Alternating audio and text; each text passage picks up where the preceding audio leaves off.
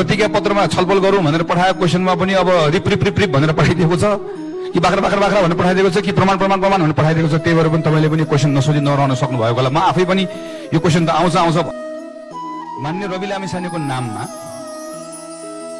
2 करोड कर्जा प्रवाह भएको र आफ्नै हस्ताक्षरबाट चेक भुक्तानी गरेको देखिएकोले रकमबारे थाहा थिएन भन्ने जिकिर खण्डित भएको। मान्य रवि लामिछाने प्रबन्धक निर्देशक हुनु अघि नै सञ्चालक समितिको बैठकमा सहभागी भई ब्याङ्क खाता खोल्ने र हस्ताक्षर गर्ने निर्णयमा संलग्न रहेको।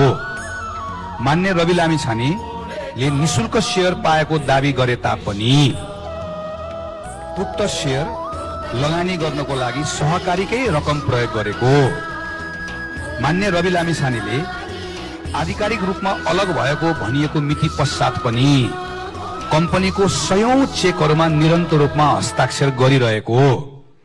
मान्य रवि लामिछाने कर्मचारीको रूपमा मात्र नभई कम्पनीको सञ्चालनमा सारभूत प्रभाव पार्ने हैसियतमा रहेको अन्य कर्मचारीको बयानले समेत स्पष्ट पारेको।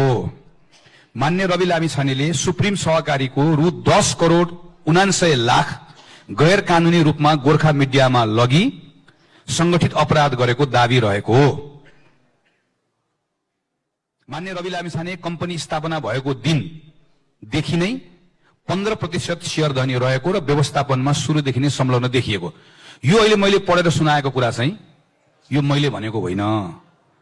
यो नेपालको सम्मानित सर्वोच्च अदालतको डिभिजन बेन्चको फैसला जुन चाहिँ वेबसाइटमा छ त्यसलाई मैले पढेँ है। अब मलाई सोध्नु भएको कुरा के हो भने मान्यजीले प्रमाण लिनुभएको कुरा मान्यजीले यसबाट कर्जा प्रवाह भएको प्रमाण छ, कर्जा लिनुको प्रमाण छ। अब यही भन्छ निजको नाममा कर्जा प्रवाह भएको र आफ्नै हस्ताक्षरबाट चेक भुक्तानी गरेकोले रकम बारे थाहा थिएन भन्ने जिकिर खण्डित भएको। यो मैले होइन, यो कोर्टले भनेको है। र यही कोर्टले के भन्छ भने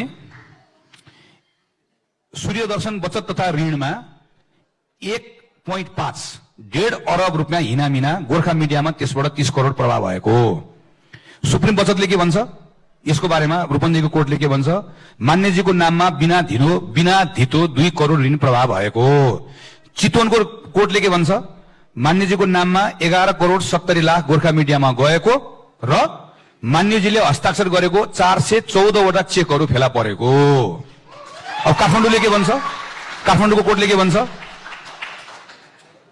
5 करोड 8 लाख दावीको बारेमा सञ्चालकहरूसँग मिलोमतोमा ऋण प्रवाह भएको। पर्साले के भन्छ फेरि? 1 करोड 50 लाख रुपियाँ मान्यजीले चाहिँ व्यक्तिगत रूपमा ऋण लानु भएको।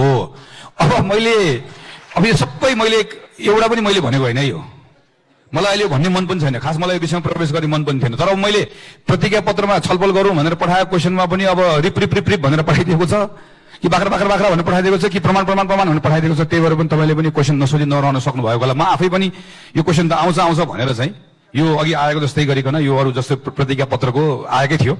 मैले खालि यति मात्र भने यसमा कि यो जे कुरा मलाई सोधिएको कुरा हो यो कुरा मैले यसको बारेमा बताइराख्नु पर्दैन। जसलाई इच्छा छ कृपया सम्मानित सर्वोच्च अदालतको वेबसाइटमा गएर त्यसलाई गएर हेरिदिनु होला। मैले यति नै राखेँ। धन्यवाद।